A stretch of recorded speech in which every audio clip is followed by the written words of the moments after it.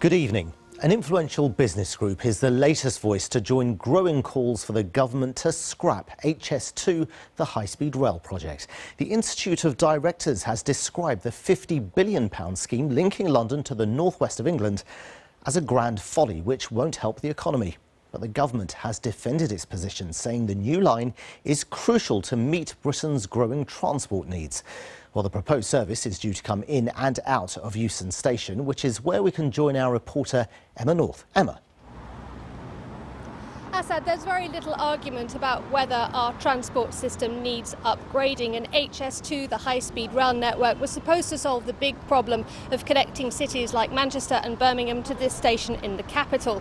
But there's a growing number of influential voices who are now questioning the wisdom of a £50 billion estimated bill and are wondering whether at the end of it there'll be any money left over to spend on anything else. So are we now at a stage where the opponents could perhaps have the upper hand in the battle over HS2? From homeowners in rural Buckinghamshire to businesses in the heart of the capital, a growing number are saying no to HS2, and some high-profile names now no longer want to be on board. The former Labour Chancellor Alistair Darling has warned of a nightmare on the rest of the railways. The former Business Secretary, Lord Mandelson, says it's an expensive mistake. And the former Conservative Chancellor, Lord Lawson, says it's madness. And now one of the country's key business groups has come out against it as well. Our members are great believers in transport infrastructure spending, but we think HS2 is likely to be a grand folly.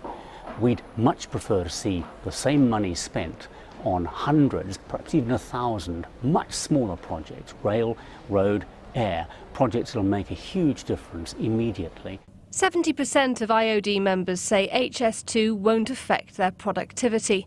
Only a quarter say it's good value for money, and 94% of members say they use the train journey as a chance to work, so shorter journey times don't matter to them.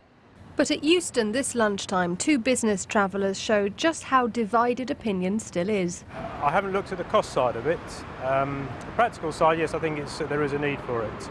But whether or not the sort of pros and cons against the actual cost for it are arguable, I still think it's quite a good idea. It was 2 hours to Stockport today.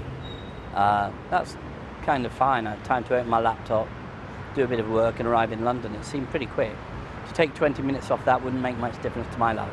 This is what planners say HS2 will look like, with trains running at 250 miles an hour, bringing the country to the capital. But if more voices join the protest, could these pictures be as far as HS2 ever goes? Now, we have to remember that this project once enjoyed absolute cross-party support, and indeed £800 million of that £50 billion budget has already been spent. But if the first HS2 trains are to depart from here in 2026, the government's going to have to answer more and more from increasing members of politics, finance and indeed the general public if this project's ever going to go ahead. Assad. OK, Emma North at Euston for now. Thanks very much.